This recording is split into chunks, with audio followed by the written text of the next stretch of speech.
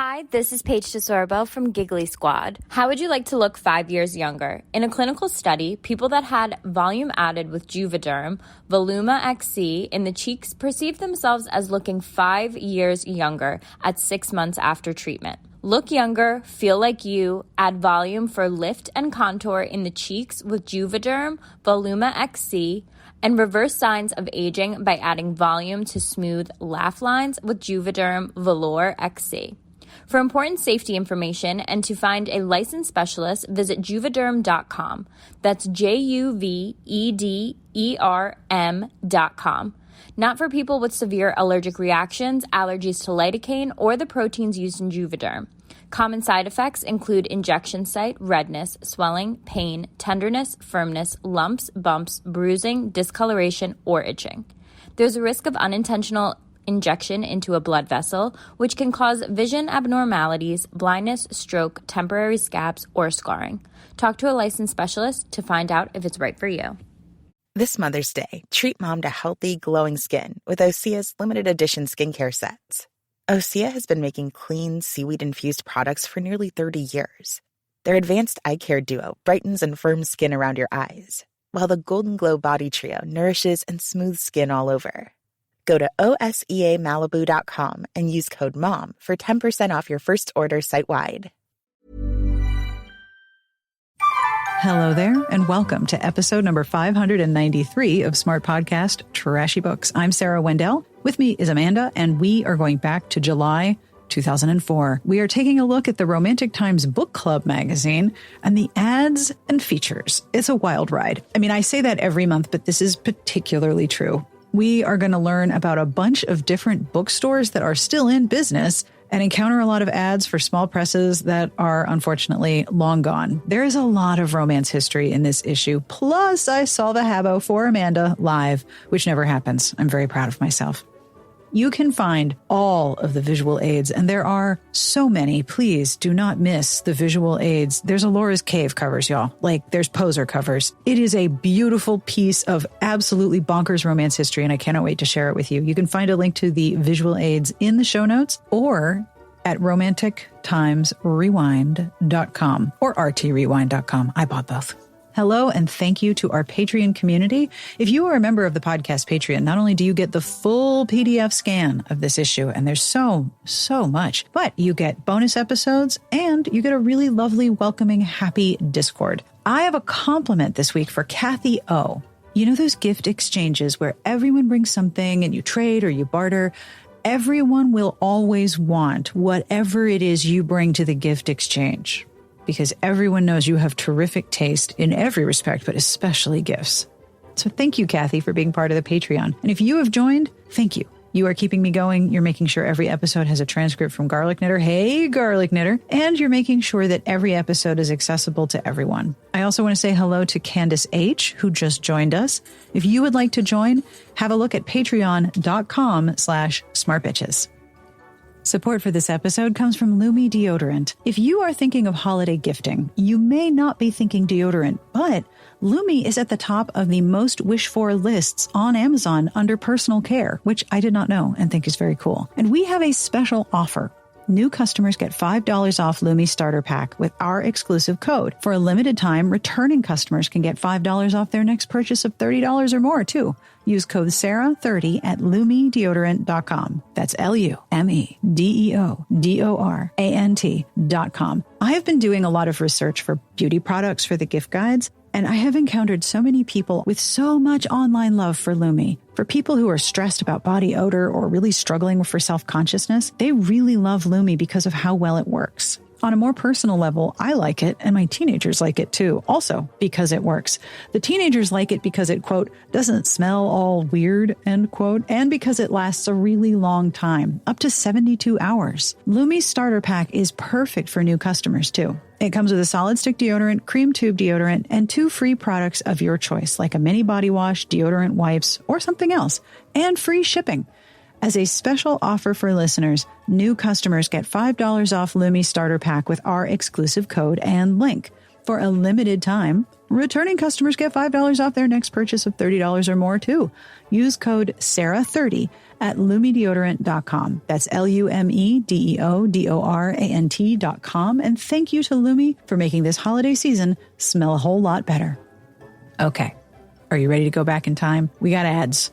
We got bookstores. We got digital presses. We've got Poser. It's going to be great. Let's do this. On with the podcast. We are back with the July 2004 issue of what is called Romantic Times Book Club magazine, the magazine for women who love books. Now, we talked a little bit about the cover in the first episode 2 weeks ago. Yeah. It's still a glorious, glorious mess. Yeah. Also, I just noticed. What? There's trends, right? There's all sorts of trends that we go through, but peep those French tips on the model's hand. I haven't seen a French tip like that in forever. That's a French tip. Looks like a pencil eraser. Yeah. Wow. So we've already kind of covered the cover. It is The Secret of Shabazz by Jennifer M. McCare. Okay, first of all, the kerning is terrible and the font choices are not great here, but I'm assuming that's what the cover says. The image itself is a woman in a coral gown with a hood and a medallion on her forehead and some really straight across the front bangs, kind of Xena warrior princess bangs. As Amanda has noted, a fabulous French tip and a whole ass unicorn. It is a sparkly unicorn. The Secret of Shabazz. The word Shabazz is giving me like weird, like single name soda, like Shasta or like Tab. Like it's the soda that was around in the 70s or 80s that no one makes anymore. That's the vibe I'm getting from the word Shabazz. You can buy this on paperback. It is still available. There's a 4.1 average with 6 reviews. Okay, on Amazon. Look, we got to get that unicorn. It's royalties. Keep the unicorn in that horse paid. It's got sparkles it needs to maintain. Yeah. So the inside cover is an ad, and I apologize for the crookedness of the scan. The inside cover of the magazine is an ad for Diana Palmer's Renegade. But the image is a shelf of books, and over on the right you can see a Betty Neal's novel and a Maggie Shane novel, but the Diana Palmer copies of Renegade are like flying off the shelf. Like the book is open and the pages are waving and like it's like all falling off the shelf. Like there's been an earthquake, but only the Diana Palmer books are affected. And the tagline is, Diana Palmer's latest will be coming soon and leaving just as fast. I hate that tagline because I did not understand what they're talking about. And then when you read the copy at the bottom, they're like, oh yeah, the romance will be sure to fly off bookshelves everywhere. Kind of like, you need to get this book because it's going to sell out immediately and you won't be able to find a copy. The true irony being that Harlequin series books are monthly, a lot of them anyway. And so they come soon and leave just as fast because there's another crop of books coming in and booksellers have to move them out of the way. But yeah, I did not like this tagline because I'm like, what does that mean? Like it's coming soon and leaving? Like what does this mean? Then there's an ad. I mean, we're only on like the third page. There's a lot here, but there's a full page ad for USA Today bestselling author Patty Berg's I'm No Angel. It's an illustrated style of cover that is very early 2000s where the people are so thin. Like they're so thin and they're so sharp and pointy. Their features are pointy. Their noses are tiny. Their heels are high. Like everything is pointy and sharp and so stretched out. She looks like she's a piece of taffy and someone has just grabbed her ankles and her head, stretched her out. It's such a very specific time capsule of illustration. I cannot remember the series, or like the name of it. I could describe it and this is like a HaBO, I guess. My mom would read these books and they would have like chick lit illustrated with like weird proportions, but it was about the woman who was like, realized that she was like the princess of Alaska. or something like that. That's Mary Janice Davidson. Yes. That's what this art style reminds me of, is Mary Janice Davidson covers. Yeah, that's the Alaskan Royals series, starting with the royal treatment. And yes, these are the long and skinny, pointy illustrations. That is the exact right way to describe it. Yeah. Yep, you're 100% right. Then we have page 6. Page 6 is an ad for Medallion Press. Marjorie Jones presents, okay, I think this says the jewel and the sword, but when I tell you this font is illegible, it has tentacles. The capital letters have tentacles. And then if you look at the cover, I hate it. Like, who is this man? He's wearing like alligator pants. Who is this man? He's wearing alligator pants and some knee armor. The cover is still available the book cover is still available to look at. We'll definitely put this in the show notes. He's wearing alligator pants. There are so many like cover snark contenders in this one issue alone. It is just a bounty of snark. You are not wrong. Yeah. Then we have the editor's letter. There are no tips for longevity in this one, I'm sorry to say. One thing that I thought was very quaint, and about the middle of the paragraph, we did it. Finally, we've added ISBN numbers to the rating pages in response to many requests from booksellers and librarians over the years. We did it. Plus, these numbers will make it easier for readers to order books. Oh my God. And then later on, in addition, we've got 250 new reviews with ISBNs to plump your to-be-read piles. Plump. Ugh, that's not a verb you want. Only thing that you should be plumping is cushions, really. Absolutely terrible. So moving on to page 10, I just need to tell you, I had to scan page 10 like 4 times. It would not scan. And I wanted it to because of the letter on the right, a blog a day.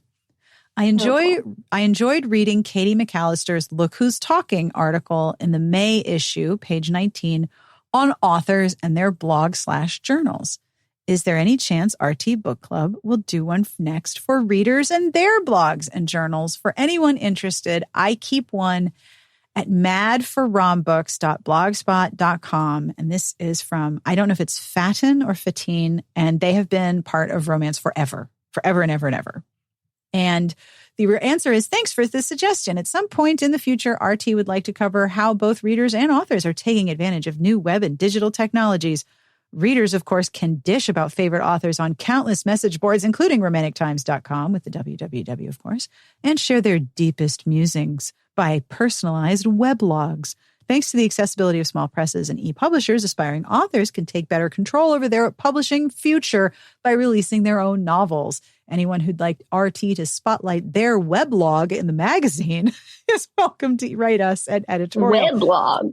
Okay, first of all, Fatin just asked you to talk about reader blogs, but they're like, no, come to our bulletin board at www.romantictimes.com. Page 11 has an ad for Kresley Cole's The Price of Pleasure, where the guy's nipples are tracking the boat. Yeah. It's a full page ad, and this is even before the Immortals After Dark. Yeah, this is way before. Way before. Well, I don't know way before. I don't remember when Immortals After Dark just started. Because I know the first book was like in an anthology. Yeah, the Warlord Wants Forever was in an anthology. I think it was originally published. Yep, February 2006. So this is 2 years away from the first one.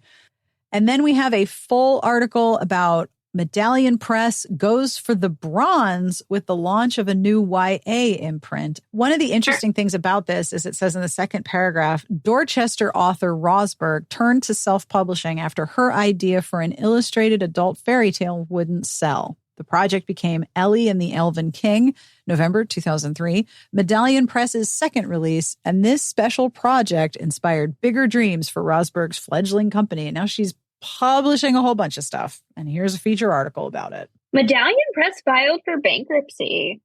in 2018. Oh, God, I didn't know that. I thought they were still going. Yeah. Because I was like, I'm curious what their like current selection of books were. Like, what are they publishing? Yeah, but it looks like they filed for bankruptcy in 2018. That is a shame. Yeah. But I also like made a note that there's a lot more black and white in this issue. Yes, there's a lot less like, color pages. Isn't that interesting? Yeah, like even some of the header images in a column or feature are black. Like the clip art is black and white. So much clip art. So much clip a lot art. Of clip art. Weird clip art. Like really grotesque, kind of semi-offensive clip art in some of these. So then on page 14, there is an ad for Cruisin' with the Authors, the book lovers' cruise of a lifetime. Get caught reading at sea. Now, I do a lot of like looking at the URLs that are in this magazine, and get www.getcaughtreadingatsea.com no longer exists. Cabin started at $7.49, and this was a 7-day cruise on Carnival with a whole bunch of romance authors. I mean, that doesn't seem too bad. You know, there used to be a bunch of author cruises. At one point, I went on a cruise. I want to say it was a 3 or 4 day cruise out of Florida with one of the Florida romance writer chapters. And a friend of mine went with me. And they did the book signing in the main sort of promenade area. Oh. So you could like buy a book to read on the ship and get it signed by the author on the ship. And they had like the conference, the writers' conference on the ship. So they would have like happy hour, but then they had conference facilities aboard. So you'd have like sessions where you gave a presentation. I think I gave a presentation. And they have some pretty good names for this one, like Laura Joe Kinsale. Beverly. Yeah. Lee Child. Lee Child went on this one. Yeah. Christina Dodd. Heather Graham. I would love a reader's cruise. Yeah. Where you're not expected to do anything. If you just want to sit and read by the pool, that's all it is. I could organize the Smart Bitches cruise. I bet we could sell out a few cabins. Oh, for sure. But also, we would all just be like not talking to each other, reading books. Which is fine. Yeah, sounds great. Like, I'm a person in like relationships, friendships, like we don't have to be actively engaging. We can just be in the same space doing separate things. And that is fine with me. Yes. Not sure I would want to put together a cruise. That sounds like a lot of coordination. Yeah.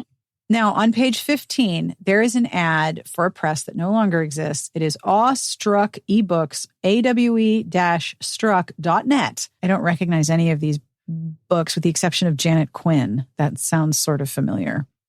Well, we talked about that one because when we were like looking at reviews in the previous episode and they were listing the publisher, this is the one that they reviewed, and like the publisher was literally http:// I put the whole URL in there. www.awestruck.net. Which says a lot about how they are and how the magazine is instructing its audience to go online. Like they needed all that information. Yeah. This was still very new. On page 17, there is Book Lovers Day. This is so interesting to me. If you're a longtime subscriber to Romantic Times Book Club, you'll remember that back in the mid-90s, RT first organized Book Lovers Day to bring together readers and their favorite booksellers to celebrate our passion. So it was basically independent bookstores having romance authors come in and celebrate romance. Yeah. I am fascinated by how they are talking about different bookstores. So the first bookseller that signed on was Mary Cutler from Annie's Bookstop in Sharon, Massachusetts. Does that bookstore still exist? I don't think so. I haven't heard of it, but it might. No, Annie's Bookstop. It's in Worcester. That's got to be the same one. So the Annie's Bookstop in Sharon is closed. Oh. But I wonder if this is their new location. Or a spinoff. But here is something that absolutely charmed my socks off. If you look at after the article, one of the things that Mary says about Annie's Bookstop is that they do home-baked goods. She brings in her own lemon bars. And even though we can only handle 4 authors at a time, we do shifts from 1 to 3 and 3 to 5 to get more authors involved. And I'm like, that's so sweet. These tiny little spaces for people. At the bottom, it says, other participating booksellers and stores are Cheryl Fournier Book Lovers in Westport, Massachusetts, Sandy Burkeen Books and More in Denton, Texas. Now, that is where my older child goes to college. And if you look, please, Amanda, please click the URL that I put in the document. I am going to put this in the show notes. Everyone needs to experience this absolutely glorious retro website. And this bookstore still exists. Good for them. I sent this URL to Agatha from She Wore Black because she goes and looks at bookstores all over Texas. And she's like, I had no idea Denton was as cool as it is. They have a massive used bookstore full of romance. And would you look at this glorious website? Did you see the comment at the bottom? It says the Romantic Times Book Club magazine has the latest reviews and upcoming releases of romance, mysteries, and women's fiction, along with author profiles, tips for writers, and publishing news. Get your copy here each month. I love it so much. But yeah, Books and More on University Drive in Denton, Texas still exists. I put that in because we have a Discord just for my family. And I put it, I was like, we are going. I'm going. You can come with me or not, but I will visit the store. Look at the pictures. Look at the pictures of all the used books. Oh my God, I love it so much. They have vinyl and romance. That sounds like a chick lit novel, right? He wanted to open a record store. She wanted to open a romance bookstore. They decided to do both. And then shenanigans. So on page 19, under the covers with Flavia Knightsbridge, this seems like a gossip column for the industry. 1. Dara Joy's worried fans can relax. The self-published book, That Familiar Touch, which the author was selling on her website back in December for a spring release, is finally almost ready. And there's like all of this. Joy's webmistress reports the novel is still in production. Joy, who's mired in legal battles with former publisher Dorchester and recovering from the recent death of her father, thanked fans in advance for their support. Copies will ship in approximately 4 weeks. So the fact that Dara Joy's book was delayed was industry gossip. But then here is a bit of history. A low blow to erotica. Erotic romance publishers could be hurting after the recent announcement by online company PayPal that they will no longer facilitate sales of erotic romance. PayPal, which handles secure credit card payments, is used by many popular small presses that sell erotic romance, including Elora's Cave and Liquid Silver. That's a name I haven't heard in a long time. Fans of erotica are crying censorship and wondering if Janet Jackson's infamous Super Bowl boob boo has something to do with the decision. Yeah, I was like, are you kidding me? Wow, a gossip column. The series rap sheet, which is also on this page, is a lot smaller. Yeah. Than the newer one. It is a lot smaller. And it's named for a person, like a person runs this. And I don't remember that being the case in the later issues. No. Like this is called Sherry Melnick's series rap sheet. The other thing that I think is really interesting about this little authors on location thing, this is so smart, although I understand why you cannot do this now. Throughout the summer, Manhattan's long-running off-Broadway musical, I Love You, You're Perfect, Now Change, will host book signings with free champagne before curtain time and during intermission at select Tuesday night performances. At press time, Melissa Sennett, C. Jane Date, Valerie Frankel, The Not So Perfect Man, and Leslie Carroll, Temporary Insanity, were slated to sign on June 1st, 8th, and 29th, respectively. Mary Kasner of SRO Marketing came up with the clever idea to tie the show, a comedy about the ups and downs of a relationship, to humorous fiction and nonfiction books that explore the theme. Everyone has a lot of fun, and often the older people will buy books for their still single kids. For more information, visit the website loveperfectchange.com. Now, I remember that show, I Love You, You're Perfect, Now Change. Book signings at intermission and beforehand with free champagne. Free champagne. And a pillow drop party at the Trump Plaza and Casino. Look at the budget that we are dealing with here. I know. Look at the book budget we're talking about here. That's wild. Just like, even going to RT, the amount of money Oh my God. being thrown around. Parties, catering, alcohol. I mean, an open bar at even a limited bar at a hotel is expensive. So much money. Yeah. Incredible, right? So on page 23, we have Book Sleuth. It's the Book Sleuth. HaBO. Seek 2 seekings and 2 solved. So sweet. But seeking, a young red-haired woman goes to work for the mother of a millionaire as a librarian, help out on his yacht.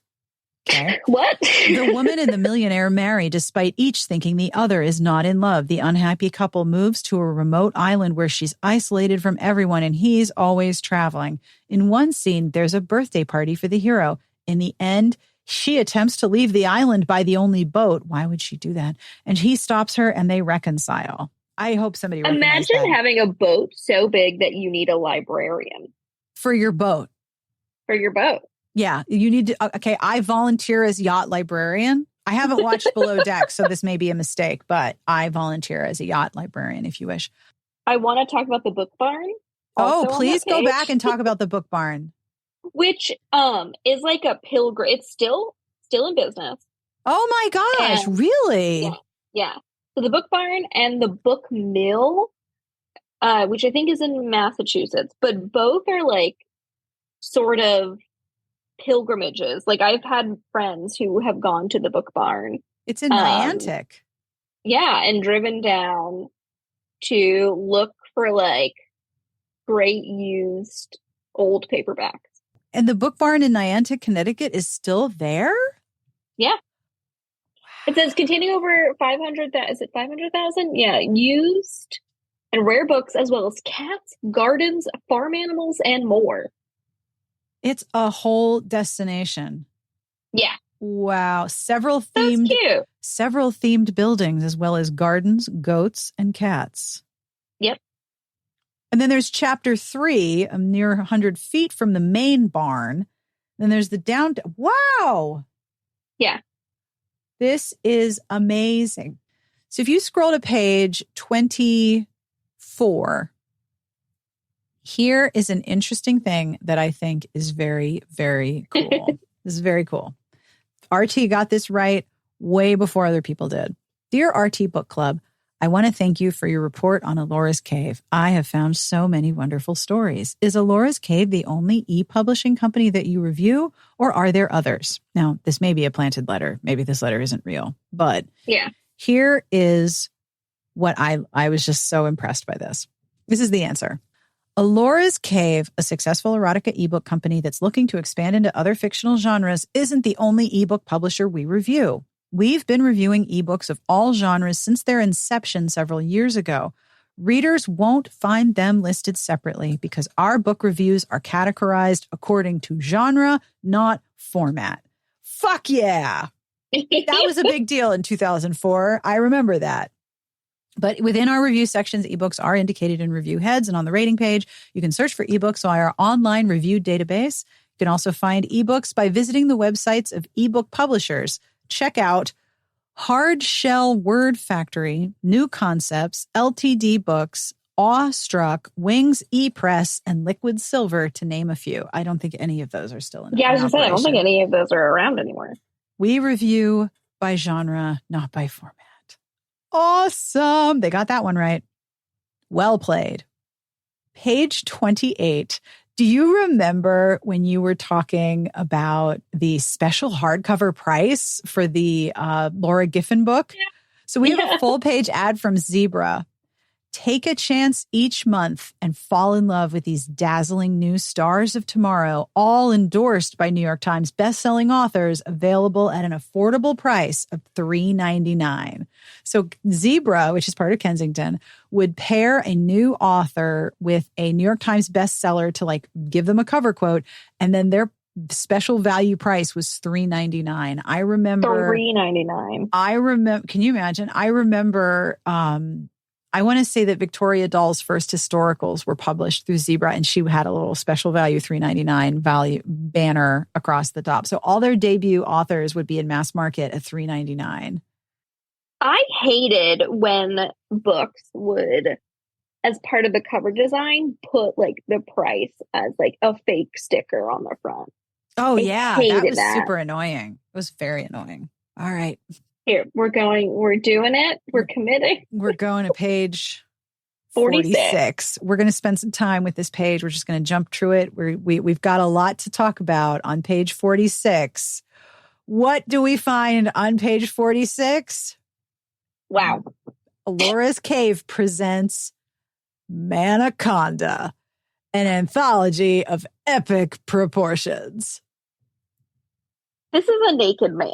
This is a naked man's butt with a snake wrapped around him, but I don't think that snake was there originally. I think that snake has been added in later. But the butt is being covered by the phrase now available in print and ebook. Yes, but the B in ebook is capitalized. That's how you know it's legit. It's an E capital B book. I am going to have to find a lot of these covers because these are all covers generated in Poser. These are Poser covers. Yes. Poser was like a 3-dimensional modeling software that I think artists use to sort of develop. Like, you remember those little like dummies, like the little wooden dolls that you would pose for human, like a little posing like drawing doll. Poser was like a 3D computer version of that, and a lot of e-presses used it for book covers. And they create these weird plastic looking uncanny valley. It reminds me of Second Life. I always think of very Second Life. Yes. Look at Promises Keep by Sarah McCarty down at the bottom. They're so shiny. Sarah McCarty. Yeah, she wrote really sexy erotic westerns. She sure did. What was the series I read? Sarah McCarty. And I'm willing to bet they do not hold up at all. No. But what was the series? Hell's Eight. Hell's Eight. Yeah. Now that I see these covers, I absolutely remember them. Oh. And we have a close up on some jeans and a crotch that looks a little bulgy. Yep. But if you look at these covers on the Manaconda page, first of all, Jade Black haven't heard that name. Is the founder of Alora's Cave. That's the person who founded the whole press. She was one of the original Right and Alien fucking books for sure. But if you look at these are some serious Poser covers, like major Poser vibes here. It's incredible. If you didn't know what that Poser was, like a program, you're like major Poser vibes. Like, wow, they were legit. Early Alora's Cave, they had so much money. They had their own booth at BEA. They had a big RV full of cover models, and you could like get on the bus and go hang out with them. And it was like the whole side of the bus was covered with Alora's Cave. I remember one of the first Book Expo Americas at the Javits. I already have to pee, and the bathroom is far. There was an Alora's Cave booth. Yep. And they had 2 models in very tight black t-shirts or just shirtless and a leather vest working the table. Yep. And I'm like, this is not the vibe of Book Expo America. I mean, this is all people in publishing. It's like... Yeah, this is before BookCon happened. Oh yeah, right? This was not a reader event. This was fan event. This was an industry event. This was like executives and publicists with box cutters getting it done. And it was all. And the thing about BEA, especially then, was that it was all publishers flexing at each other. We've got this guy. We've got this guy. We've got this. Now banner. we literally have people flexing. Yep.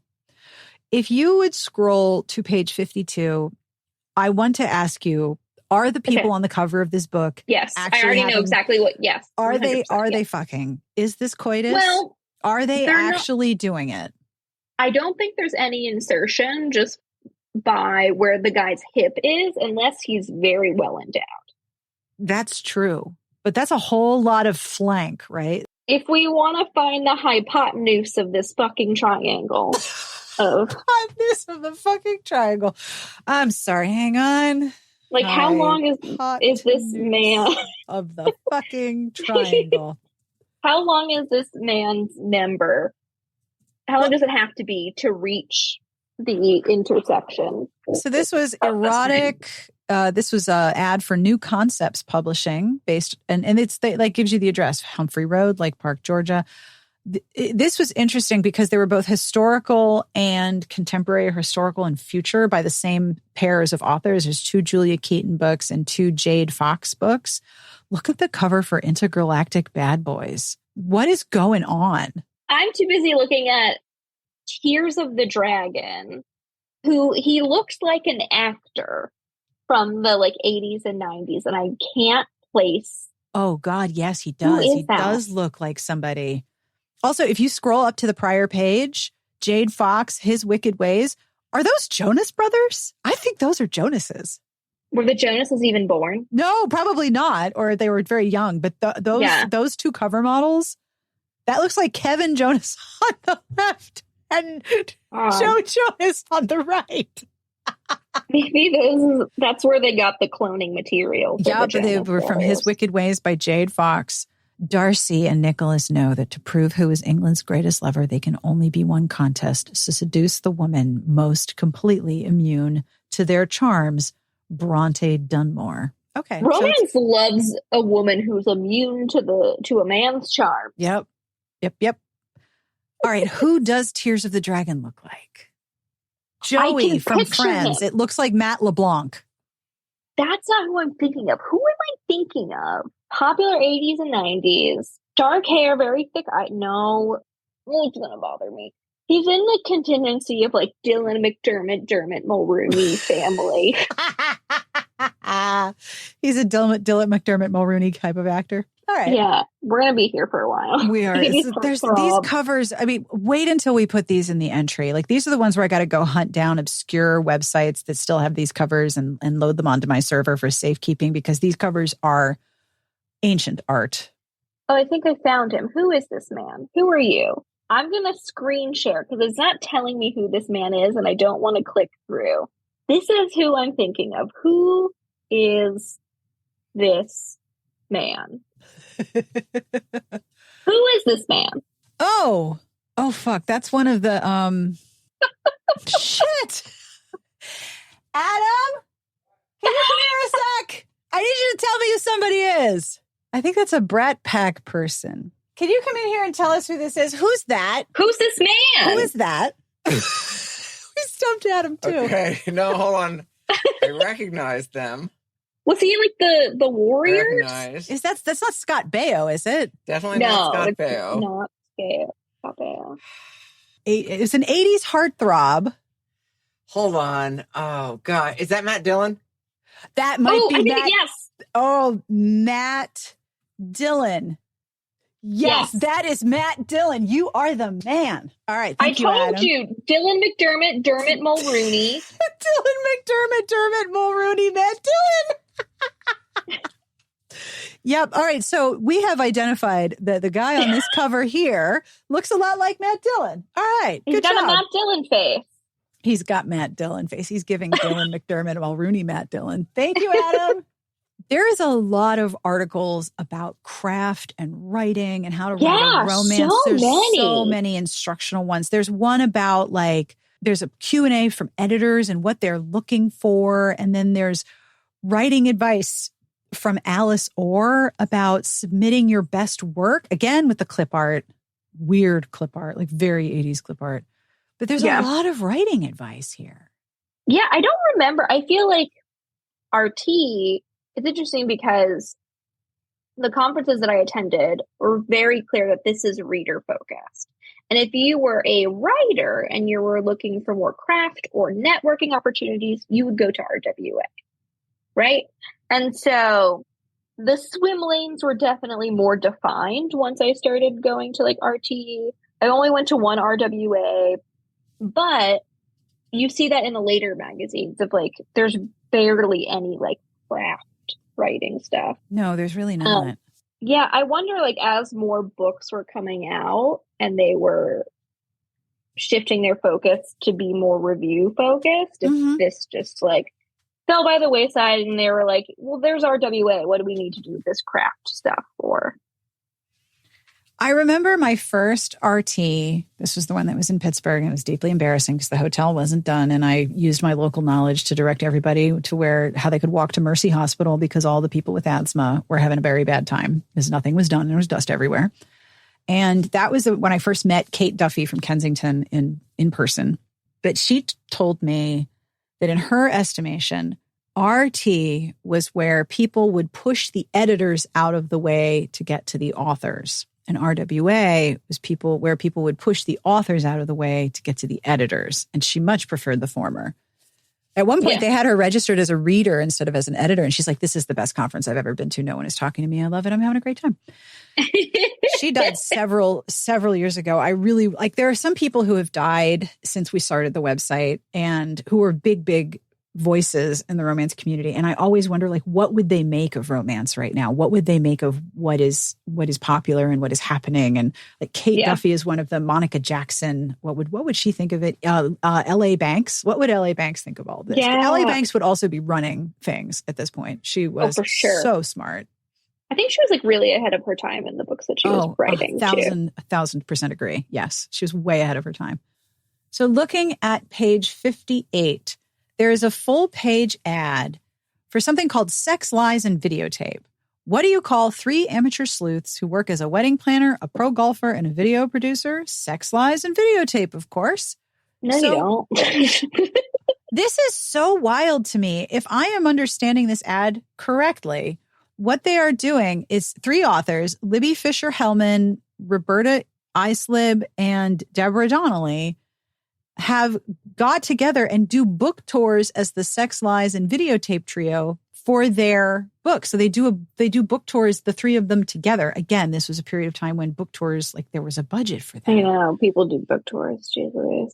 But I was like, oh, okay, there's some http:// let's go see if these websites exist. Deborah Donnelly. Okay, first of all, DeborahDonnelly.org is cracking me up. She's got a nonprofit suffix on her URL, which is still the case.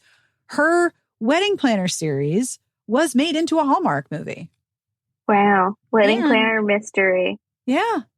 Was made into a Hallmark movie. Isn't that wild? Yeah. Page 60 is an article by Diane Snyder called Murder Takes a Holiday. Where in the world are the best mysteries? Take a cross-country sleuth tour and decide for yourself. And it's basically a long list of names of where different sleuths are set in the United States divided by region. So there's New England, there's New York and the Mid-Atlantic. There's absolutely none in New York City. I'm telling you, no New York City sleuths. None, zip, zero, none. But I would really just like to point out that I, of course, looked for the Western Pennsylvania to see if there were any Pittsburgh sleuths. Spoiler, there are not. There are some in Philadelphia. Oh. But I will read you the following paragraph because there is no name greater than this. As you travel west through Pennsylvania, don't count on Bubbles Yablonsky slotting you in for a quick wash and cut. Sarah Strohmeyer's Lehigh hairdresser has been honing her reporting skills in hopes of finding a full-time career change. Bubbles Yablonsky. Bubbles has to be a nickname. Bubbles Yablonsky. And so I went, I'm like, that SarahStrohmeyer.com. Yes, the Bubbles Yablonsky series, a beautician, reporter, sleuth, and blazing star of the establishment bashing debut of Strohmeyer's career as a mystery writer. Bubbles Yablonsky. I can't top it. It is too perfect. Well done. No notes. One of the description for the first one is abetted by a quirky array of social cast-offs and fueled by Doritos, Velveeta, and Diet Pepsi. That sounds like Saturday. That sounds like Saturday in my house. Then there's Southern Comfort, Go West Young Sleuths, Chicago Midwest, California. It's a cute concept for an article, but it's basically a list of names. It's a lot. And it's here like a listicle before listicles. Yes. Page 76, there is a big feature article announcement for the launch of Bombshell. Anyone listening who remembers Bombshell? This was a new line from Harlequin. Harlequin does this a lot. They do a lot. They just did one this year. It's called Afterglow.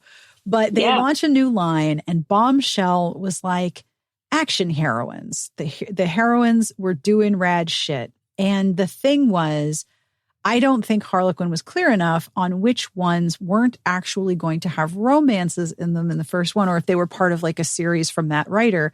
when you have a main character who is doing things like a freelance photographer, CIA spy battling eco-terrorism, there's a lot of plot there where you're going to put the romance, and these are not long books. So the bombshells that I read that I was frustrated ones by didn't have a lot of romance in them, but Bombshell was a really fun line.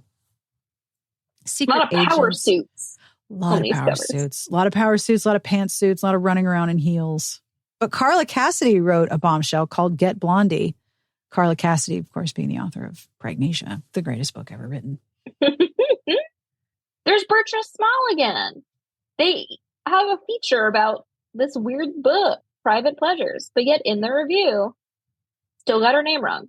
Yes, in the review, they got her name wrong, but in the feature, they got it right. Like 5 times they got it right. They literally have a feature on her, and then she has an ad. It's the whole back cover. But they still messed up her name. In the review. I can't get over that. I'm sure that even from the great beyond, Bertrice Small herself is not over it. That's something that would piss her off. Especially if she bought an ad, for heaven's sake. Okay, here we go. Page 78. Men with Pens. Kings of the Jungle. Why Kings of the Jungle? Like, if these were adventure books or even set in a jungle somewhere, I would understand. But why? I don't understand why the subhead is Kings of the Jungle. I don't get it. I don't understand either. In the world of publishing, it's a jungle out there. From a spellbinding thriller to a sweet love story to comic lad lit. There we go. To the retelling of a biblical story, the male species is showing off its prowess of the pen. Oi, calm down. Yeah. I think this whole thing happened because that was when James Patterson joined RWA. Because he was writing like Suzanne's diary for stuff, and some other guy wrote some stuff for some chick, and he joined RWA. The quote at the end of the little quadrant for James Patterson is really something. Writing in a woman's voice came easy. Patterson cites being raised in a household of women, his mother, grandmother, sisters, and even 2 female cats as firsthand research. Quote, I still have the buzz of their conversations in my head. As an adult, I have more female friends than male ones. I just love the way that women talk. Okay. I'm sorry, are female cats, do they communicate differently? Like Kate? Linus and Toast have very feminine meows. So I don't think you could tell that they're boys or girls. I haven't had a female cat since 2015. And so we have Katie now. And there's a little bundle of rage sometimes. She's just a little bundle of murder. So she's not communicating. She's trying to bite you on the ankle if it's murder time and she wants you to go get her toy. Men with pens. Why? Okay, so on page 85, there is an ad for Downtown Press, which has a bunch of books. Clearly, they're sort of chick-lit coded. The font at the top, I would like you to know that is the font of the original masthead of Smart Bitches, Trashy Books. I can spot that font at 30 feet. That is the same font. What was it called? I do not remember. Maybe it was like lipstick or something.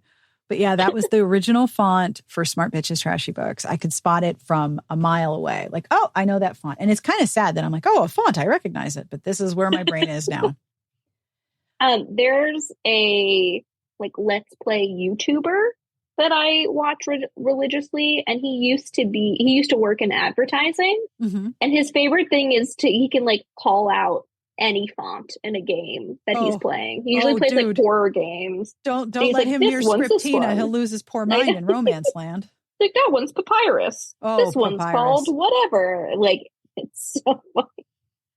On page 89, this is a little bit of Smart Bitches history. There's an ad for booksfree.com. Now, first of all, in my house, this website was called Books Not Free because you did have to pay to subscribe. But basically, you subscribed on a tier, bronze, silver, or gold. And the tier was how many books you were allowed to have out at a time. It was basically an online used book library. And you would tell them what book you want and they would media mail it to you and you would read it and send it back. And your tier determined how many books at a time you were allowed to have. And Smart Bitches started because I was looking at old romance novels that I got from booksnotfree.com and I was reviewing the books that I got from the service. And that was one of the reasons why the site started, because I was using Books Not Free. It is so wild This to see is, an ad for them. it reminds me of like early Netflix when they would send you the DVD in the mail in Yep. like a little envelope Yep. and you would have to send it back. Yep. Books Free is now Booklender.com, and apparently Oh. you still have plans. There's a limited and an unlimited plan. You can get unlimited paperbacks for $9.90 a month, 2 at a time, multiple orders. Or you can get CD or MP3 CD audiobooks. I'm curious how many users they still have. I don't know. Like, where's their warehouse? I remember we used to watch so many movies when Netflix started, and we would get the CDs, we'd get the DVDs in the mail within like 24 hours. We used to joke that Netflix had a distributing center in the basement because we'd send send a movie back, order a new one, it would be there the next day. Like, oh, they're in the basement. Okay. On page 93, there was something that I thought was like the weirdest example of industry speak. And on page 93, in that little green bubble, Harlequin Temptations inline subseries Heat gets a hot new cover look beginning in September. What does that mean? Why are you telling readers this? What is an inline subseries and what is that? I don't know what that is. Super weird. Also, the ad next to it for Steeple Hill Cafe, Hip Lit, that font, Steeple Hill Cafe, I remember seeing that all over the place in the 90s. Little curly letters. Yeah. But like Hip Lit, I said, what in the youth pastor? This inspirational Hip Lit just gives me youth pastor energy. Steeple Hill is comparing its new venture to popular shows like Seventh Heaven and Joan of Arcadia, which are mainstream, but still showcase Christian values. For the record, Joan of Arcadia did not necessarily showcase Christian values because the premise was that God could talk to Joan, and no one else understood that God was talking to her, but God would appear in different angel forms and give her instructions. But it was dealing with school shootings and drugs and trafficking and prostitution. Also, Christian morals of Seventh Heaven did not age well. No, they did not. Those are bad Christian morals right there. Trigger warning for all of Seventh Heaven. Then if you go to page 102, this is just so funny to me. Discover the acclaimed voices of women in fantasy from Tor Books. And down at the bottom is Juliette Marillier. I'm so pleased to see her. I love her books so much. Have you read either of these? I have not read Wolfskin or Foxmask. I tapped in to the Seven Daughters series. That was my very first. And so I've read a lot since then, but I think Seven Daughters, I don't know how old. I don't know if they predate this. I just remember we had the series at my high school library. And so that's where I picked them up from. But I don't remember Wolfskin or Foxmask, so I have not read either of those. I'm assuming it came after, because one of the book blurbs says, "A lush tale of love, honor, and magic from the acclaimed author of Daughter of the Forest." And that's the first book in the Seven Daughters series.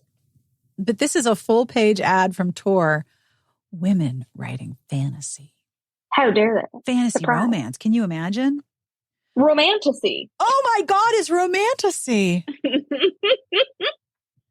On page 112, there is an ad for a book called My Long, Tall Texas Heartthrob, which appears to be part of a series including My Big Old Texas Heartache. Now, first of all, the font that has been chosen for this cover is terrible. Look at the X in Texas.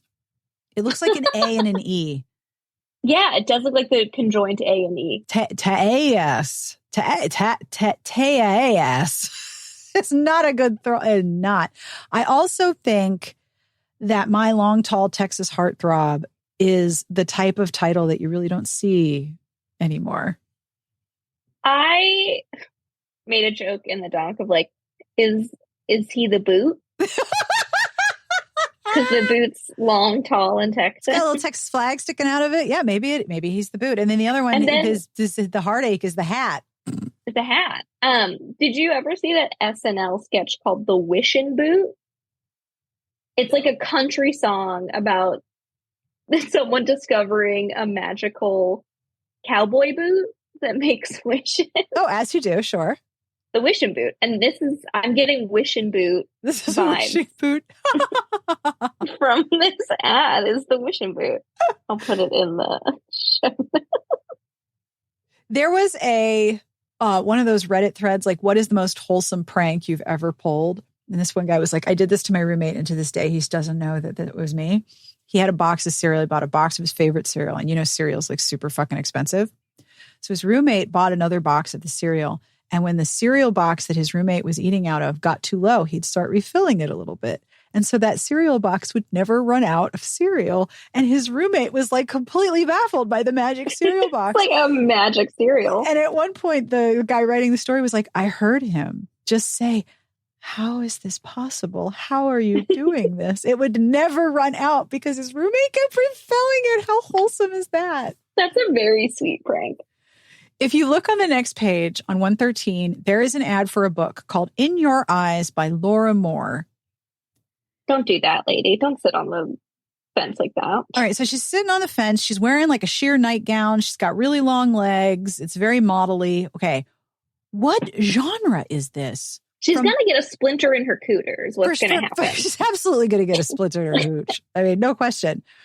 Seeing is believing in love. It's always the thrill to discover a marvelous new talent in romantic fiction. One look and his heart was lost. New from the acclaimed author of Night Swimming. What is this? What genre is this? This is the most...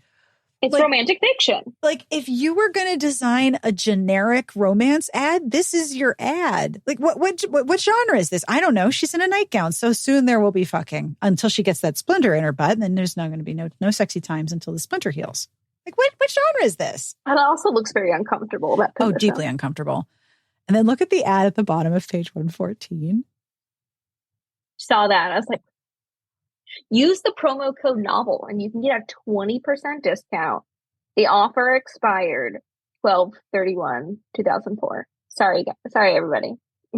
Harlequin's executive editor has written romance writing for dummies.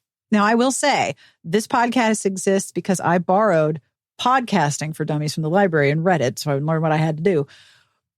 But I kind of love that this exists. And it's still available. There's a new edition. I think Leslie Wanger is like credited as a co-author and it's been taken over by somebody else. But yeah, there's writing a romance novel for dummies.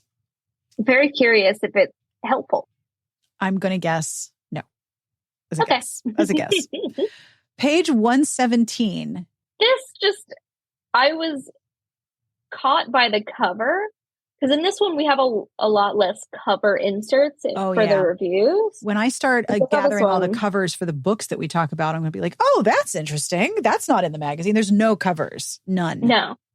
But there's one for a Linda Howard book in the contemporary romance section. And the title is Kiss Me While I Sleep. No. And that's an awful title. Do not do anything. The woman at the bottom looks dead.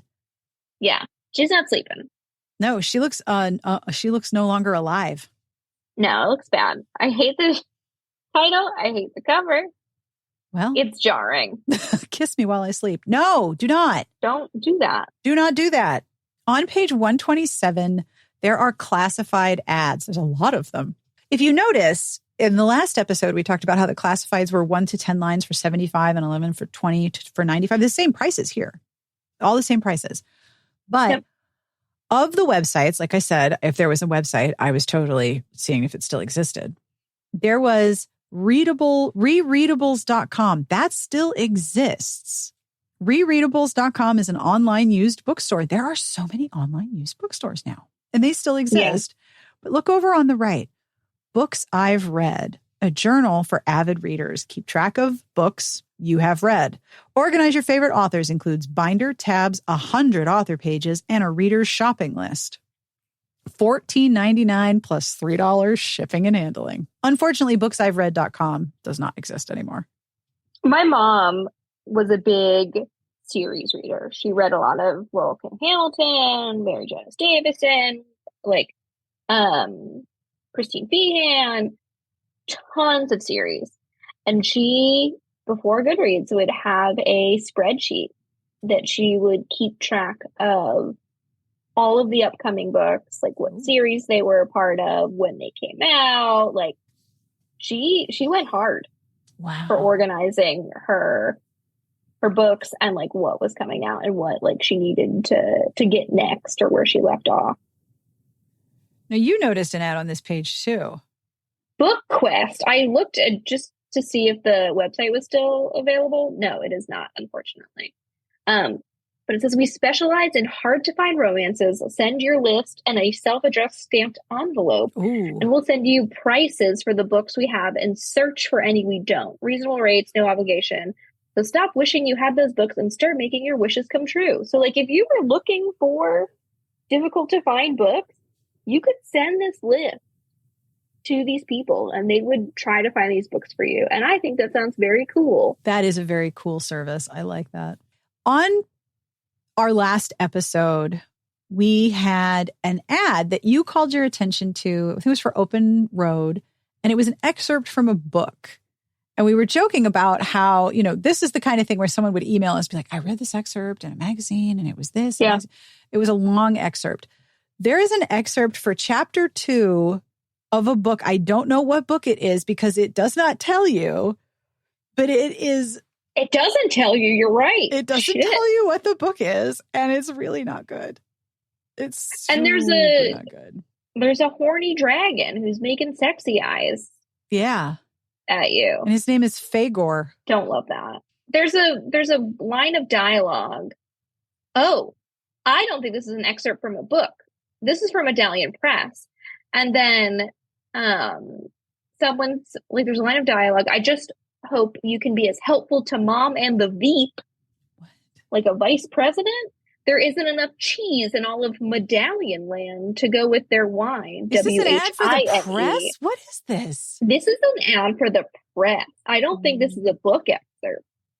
It's been a long time and you've grown, little one. You've become quite lumpy, I see. What the hell does that? What is this? Okay, this is a weird ad. Wait, so the woman who owns Medallion Press, does she look like the woman in the princess outfit in the bottom left-hand corner? Oh, God, I don't remember. Maybe? What was her name? Helen Rosberg. Rosberg. You know what? That is her. That is absolutely her. Yep, that's her. Yeah. Wow. So this is an ad for the press. Like the press has a dragon doing acquisitions? What? Yeah. Sure, I guess. Oh, okay. Why? We cracked the code. Why? But why? Why? No clue. Not a clue. There's another article. Because they could. Because they could. They had the page. They had the money. They could. There is an ad for the RT Book Lovers Convention in 2005, which is in St. Louis, which I did not attend. But if you look at the party snapshot, there is a lot of military, salute to military spouses. There's a lot of mixers. And then 5 to 7 p.m., cover model competition. It's the Mangent. Ooh, do you see the Aussie party invitation only? Yes. Connie Mason party invitation only. Yep. Wow. And if you look on Thursday, April 28, costume extravaganza and the Rosberg costume ball. That's Helen Rosberg of Medallion Press. French theme. Mm-hmm. And then the next goes night, a mime. Heather Graham's Oz party. Then Saturday night is the Dorchester Speakeasy. Yeah, look at all of the money that is being spent here. It's a lot, so right? much drinking. And then you wanted to look at page 135, which was more ads for the conference. And you noticed something really weird.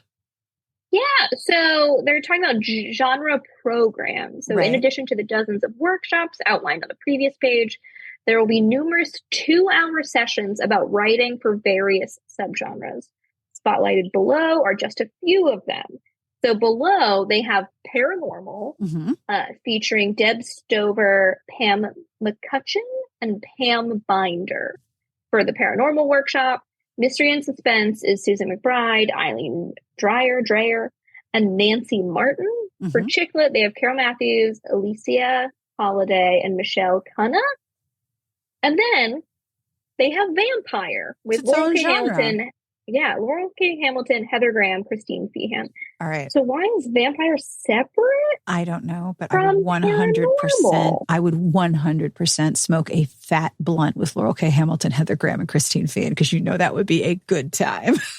That would be wild. I And can't also, even I'm willing smoke to bet things. that's probably the most popular of the four. I cannot smoke things because I have scars in my lungs from having had pneumonia too much. But I would totally sit down with a blunt for those three people. Absolutely. Or just some edibles.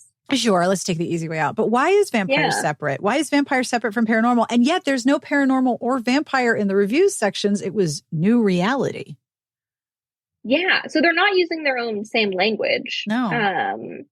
But this was also 2004 was really like early 2000s was huge for paranormal. Huge. Oh, yeah, because Smart Bitches started January 2005. And I went to, I think my first RWA I went to was 2007 because I was extremely pregnant. I gave birth like 6 weeks later. I was a little planet orbiting the lobby in Dallas. And it was paranormal all the way down. Just leather pants everywhere. Yep. Yeah. Wild, it was right? Super popular. I would be willing to bet this is like right on the cusp of when it like really became popular. Yep. So they're starting to do stuff to like promote it as its own thing, but it's not quite there yet. So this was really a different issue, wasn't it? Oh, 100%. So different, right? Yeah. And it like quite a different magazine experience. Completely different magazine, completely different set of books, a lot of language where I was like, oh, that doesn't hold up. And just when we go through the, like, I wanted to go back farther in time because doing 2 issues back to back in 2014, there wasn't a lot of change and development. It was just like, here's new releases, the next book in a series or whatever. This is so different. Yeah.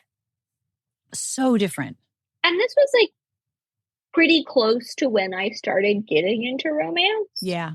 So I started reading around like age 14, 15. So right around this time. And I don't know how, like, in this workshop page alone, where they're talking about the different workshops, I don't know half of these people. No, it's a completely different set of names. And the historical is so much American historical, so much time travel and Indigenous American. It's weird. Like it's a weird time capsule. And I have to send this issue to Bowling Green because I don't have this one. It's a shame. This unicorn needs to be seen by many researchers. If you've got romance novel research, this will be in their collection soon enough. Needs to be preserved. Yeah, right? Thank God I used the flat scanner and didn't cut the spine. This was a weird one. And that brings us to the end of the podcast. And that sort of jingling noise in the background is Wilbur, who decides that he needs to eat when I am recording. So that is what that lovely noise is. Thank you for the sound effects, sir. Thank you to Amanda for hanging out with me. Thank you so much to Kay Sisk for sending us this issue. This issue is going to end up in the Bowling Green Popular Culture Library because they do not have this one. This is a very rare thing that I'm taking very good care of. So thank you to Kay Sisk for sending this to me. July 2004 was quite a trip. Please do not miss the visual aids, which you can find at romantictimesrewind.com or at smartpitchestrashybooks.com/podcast under episode 593. Wilbur is absolutely going to town on his dinner, and he has reviewed the cat food as satisfactory. Please give me more.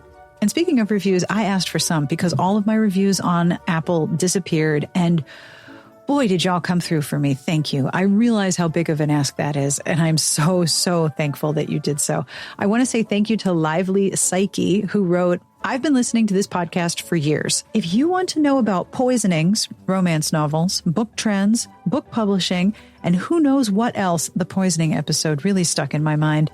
This is the podcast for you. Thank you, Lively Psyche. I actually have 2 poisoning episodes. Isn't that wild? Maybe I should make that a continuing theme.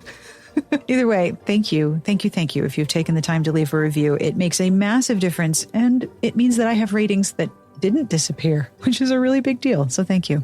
As always, I end with an absolutely dreadful joke. And this joke is from Sue by email. And Sue writes, this is from my 5-year-old friend, Wesley.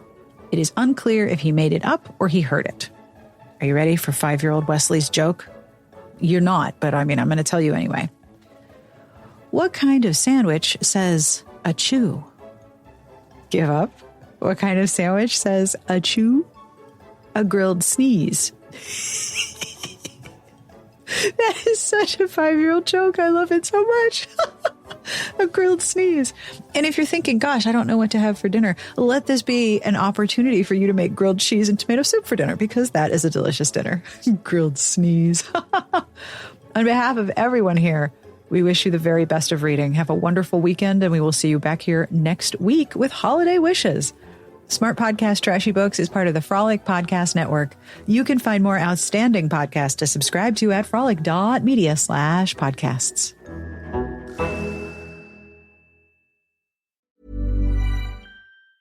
Hi, Icons. It's Danny Pellegrino from the pop culture podcast Everything Iconic, and I love Nordstrom.